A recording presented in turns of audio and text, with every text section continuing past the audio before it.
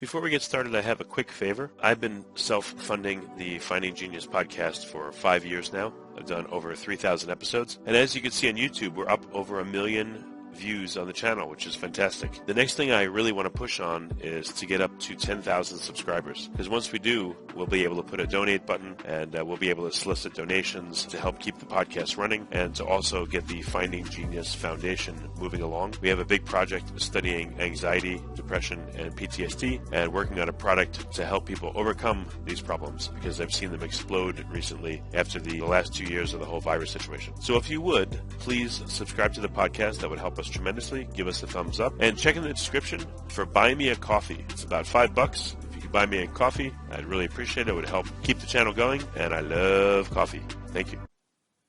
Forget frequently asked questions, common sense, common knowledge, or Google. How about advice from a real genius? 95% of people in any profession are good enough to be qualified and licensed. 5% go above and beyond. They become very good at what they do, but only 0.1% are real geniuses. Richard Jacobs has made it his life's mission to find them for you. He hunts down and interviews geniuses in every field: sleep science, cancer, stem cells, ketogenic diets, and more. Here come the geniuses. This is the Finding Genius Podcast with Richard Jacobs.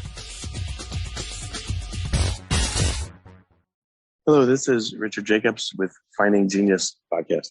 I have Alice Siu. She's the Deputy Director of the Center for Deliberative Democracy at Stanford University. I'm going to talk about issues like sortition and how to improve and change and maybe upgrade democracy so it works better. So Alice, thank you for coming. Thank you for having me. It's a pleasure.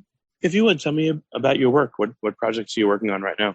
We've got a lot of interesting things happening. So the last few years with the pandemic, we've actually brought a lot of things online. And it just so happened that we have a AI-assisted deliberation platform that came to its maturity just in time. And so in the last few years, we've been running all of our deliberations online. We did projects in Tokyo and Hong Kong and Chile and Peru and Norway. And next week, we are doing a national one in Taiwan. And they range in topics as well. The next one next week in Taiwan is on climate and reaching net zero. We were in Peru talking about electoral reform. We were in Norway talking about AI fairness. So a variety of different topics happening. All the while, still have a couple in-person deliberations happening in different places, but the platform has been something that we are expanding a lot. This AI platform, what is it? How does it work? Oh, yes. So it's called the Stanford Online Deliberation Platform. It's a collaboration between us and the Crowdsourced Democracy team here at Stanford.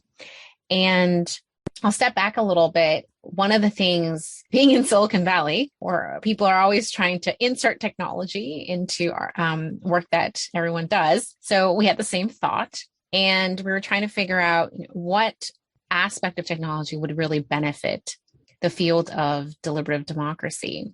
And we thought that, well, how do we scale deliberation where many, many people, perhaps even whole society, could actually deliberate together? And one of the kind of difficulties in having mass deliberations, let's say, is that in deliberations, you need moderators, neutral moderators that will help facilitate the conversations. And so because of that, we decided to basically put all of the different features that we have in the training that we normally give moderators and built them into this deliberative platform.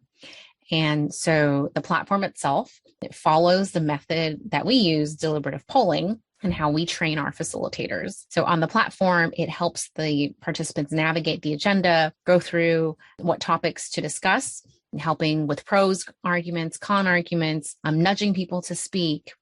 And, they get a cue to participate. And it's a variety of features, and it's been wonderful. It's been working really well in all sorts of What does that mean, countries. deliberative polling?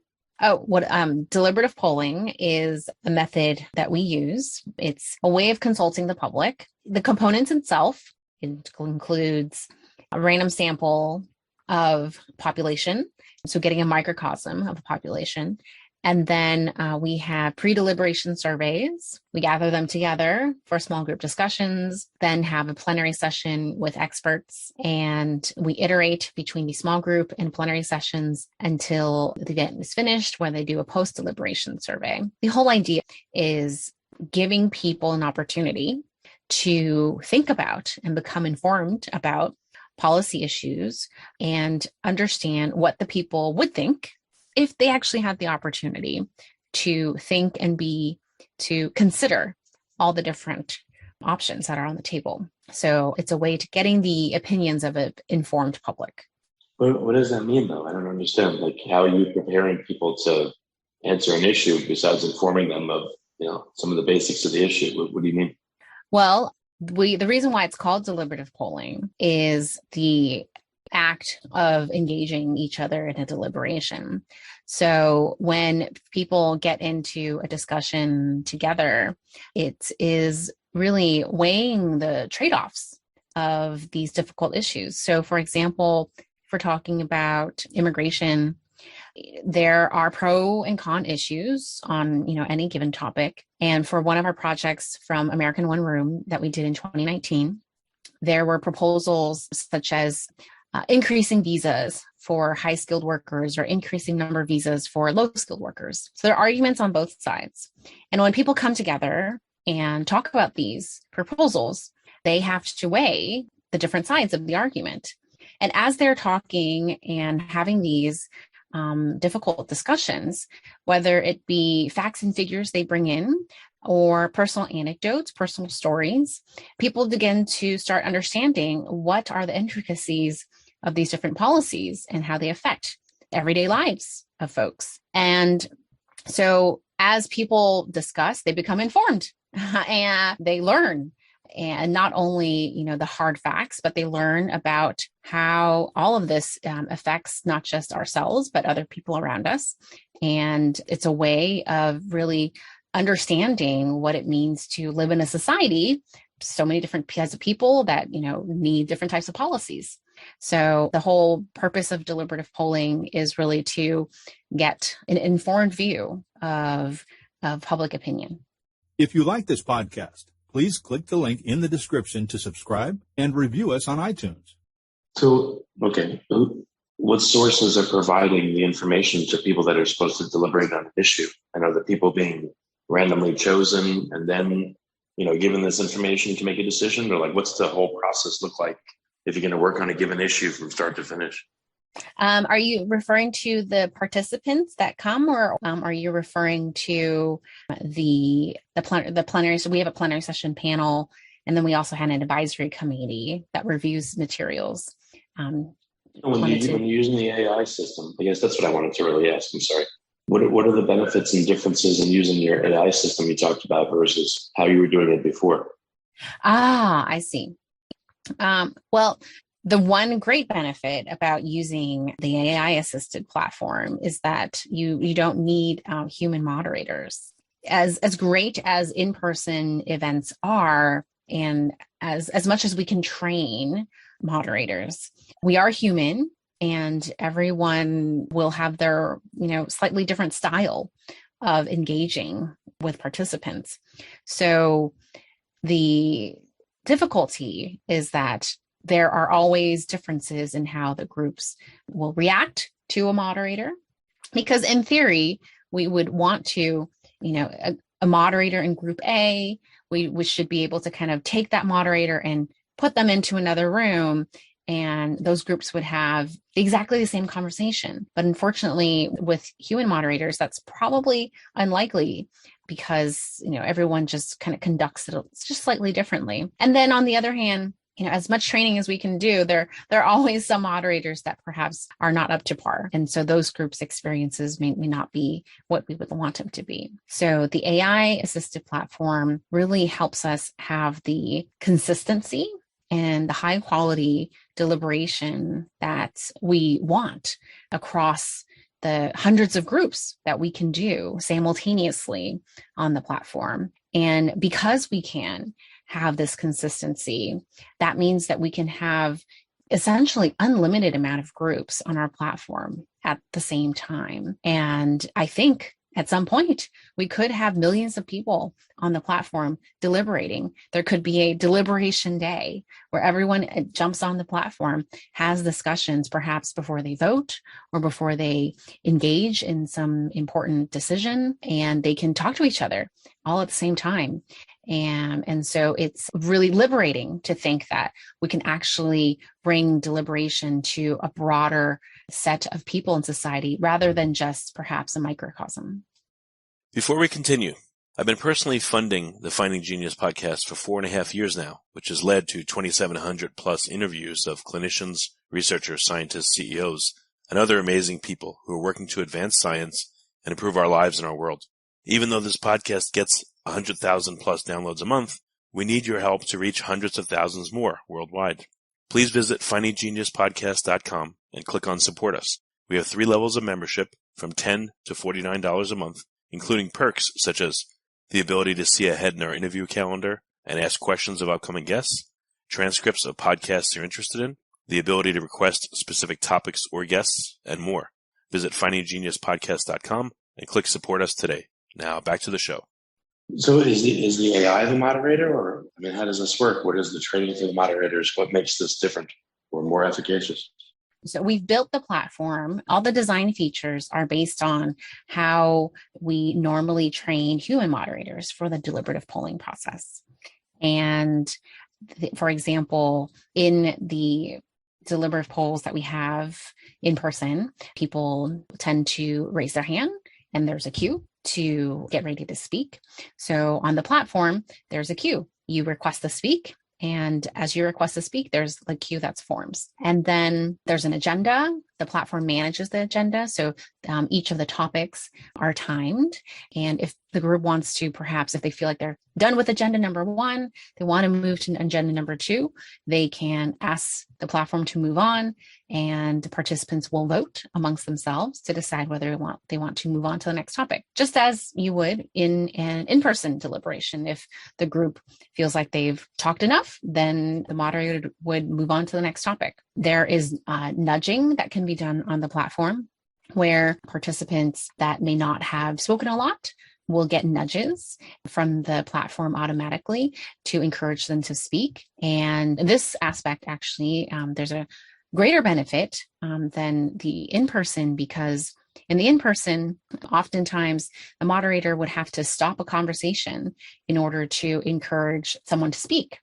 Whereas in the platform online, we can actually nudge the person individually because the individual sees it on their screen only. So we could be nudging multiple people at the same time to encourage them to speak.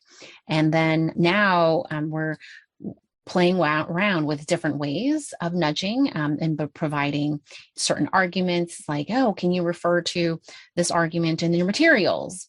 And what do you think of that? And try to give nuances to encourage people to speak. And what about a feature that would transcribe what's being said and people could scroll back a little bit? Maybe they could use a keyword if they want to weigh in on something, and it would jump and find the instances when the keyword or keywords were used, and then kind of assemble it all so the person could look and see back in the discussion and then answer more effectively. Yeah, that's a great idea too. We have real-time transcription of the deliberation, so that certainly is possible. Sure, if you want to identify, it was Bob or Sue that said it, or who brought up the idea of the purple this, Yeah. And I guess the system could track that and showcase that again. Mm-hmm. That's exactly right. So what have you noticed is the difference in the type and quality of discussion and deliberation with your system versus, the way it was done before?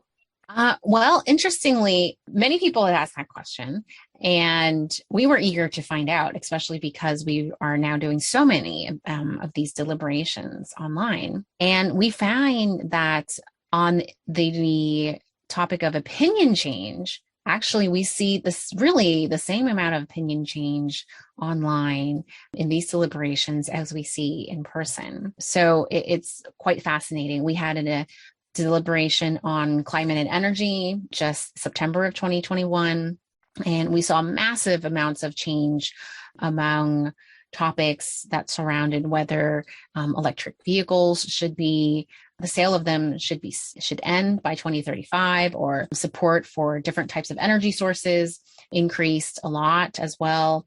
And the amount of opinion change was very dramatic, very similar to events that we've done in person in the past. We also see that people form relationships as they have these deliberations over the course of the weekend. By the end of deliberation for one of the events we did in Chile, some of the groups were crying and saying that they don't want to go and they really want to stay and have continued conversations with their group. And many people were exchanging social media handles and exchanging email addresses because they want to stay in touch with the people in their group. And we see also that empathy is being built in the discussions, as well as people are sharing their personal anecdotes. And we've done a number of follow-up interviews with participants and really understanding how the deliberations have impacted them. And we see a lot of changes that are happening to the folks that we interviewed. So all in all, I think the effect is quite significant, whether it is online or in person. Well, what's an example of some of the feedback you've heard that really perked your ears up? So I did a couple podcast series interviewing a number of participants after these events. So a couple examples that stand out from the first American One Room event that we did. There was a older woman who lived in Texas for most of her life.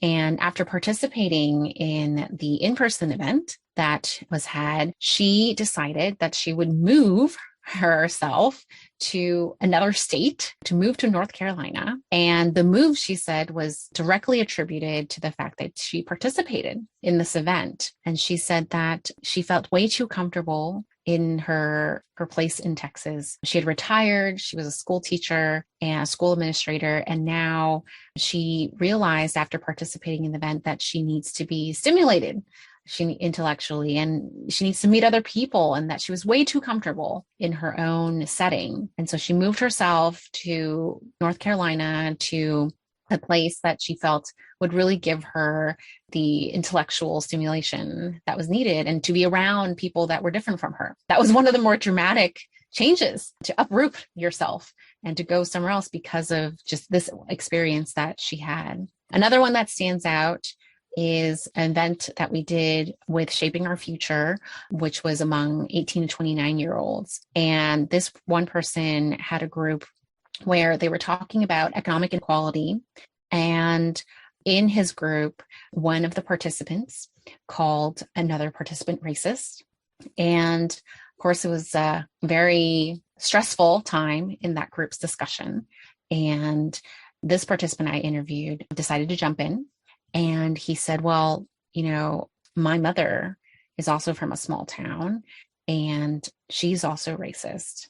But he said he continues to have very open and honest conversations with her and tries to understand what her views are. And so he continued and shared examples to say, his mom is the way she is because her town and the experiences she had is what makes her life. And so she can't have experiences that she didn't have, which, helped people understand like why certain people have certain opinions. And then after he shared, another person jumped in and said, well, I'm from this small town. I'm not racist. In fact, she has a lot of friends that are, and she has difficulty navigating her daily life because of that. And as this conversation continued, the person that originally made the comment jumped in and said, wow, I'm so grateful for everyone sharing so much about this issue.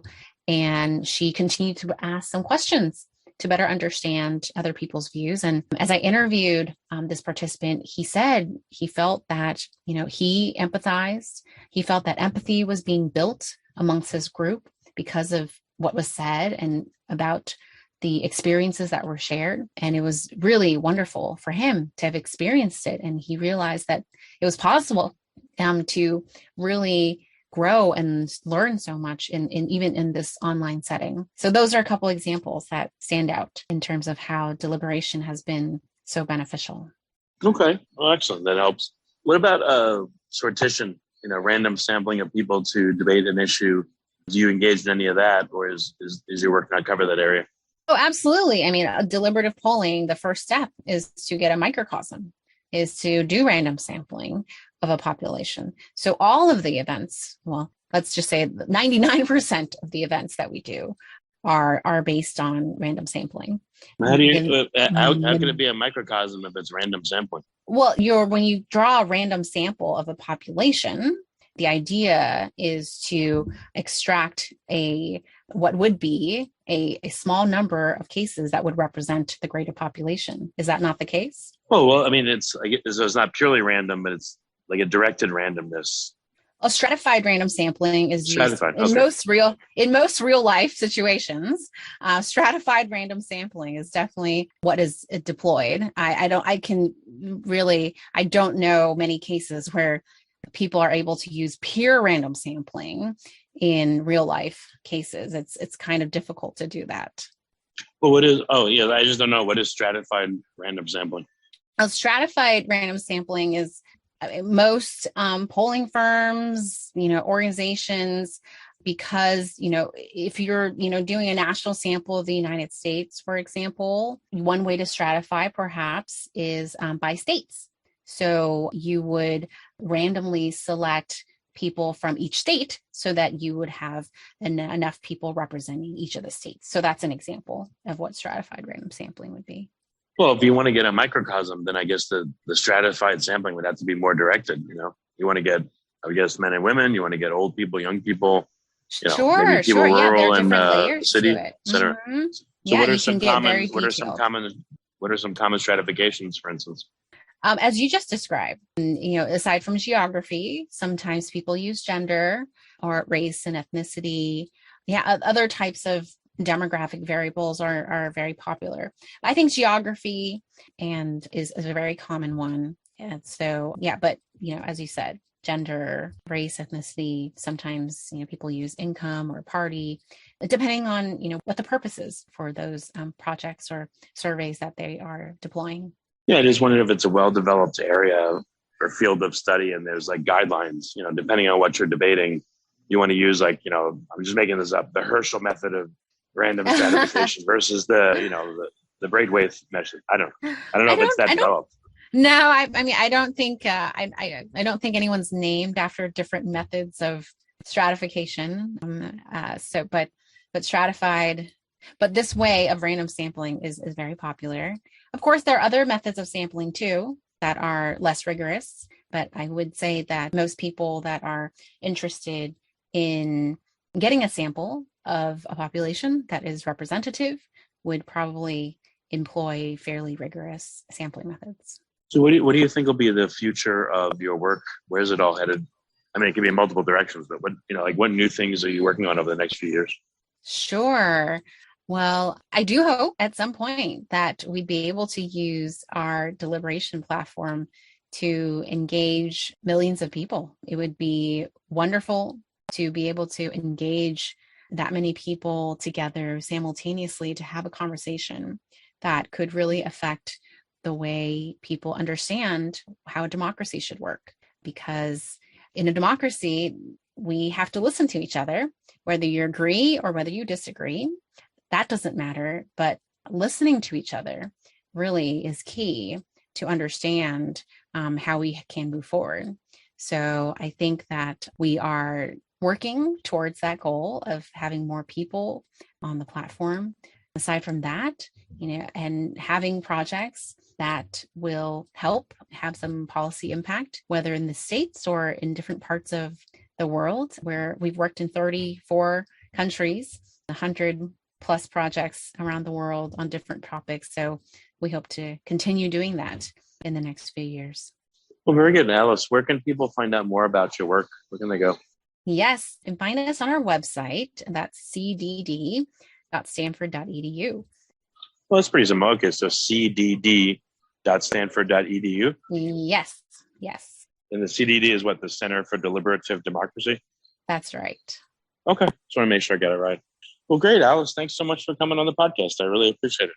Of course, absolutely. It was fun to have this conversation with you. If you like this podcast, please click the link in the description to subscribe and review us on iTunes. You've been listening to the Finding Genius podcast with Richard Jacobs. If you like what you hear, be sure to review and subscribe to the Finding Genius podcast on iTunes or wherever you listen to podcasts. And want to be smarter than everybody else? Become a premium member at findinggeniuspodcast.com. This podcast is for information only. No advice of any kind is being given. Any action you take or don't take as a result of listening is your sole responsibility. Consult professionals when advice is needed.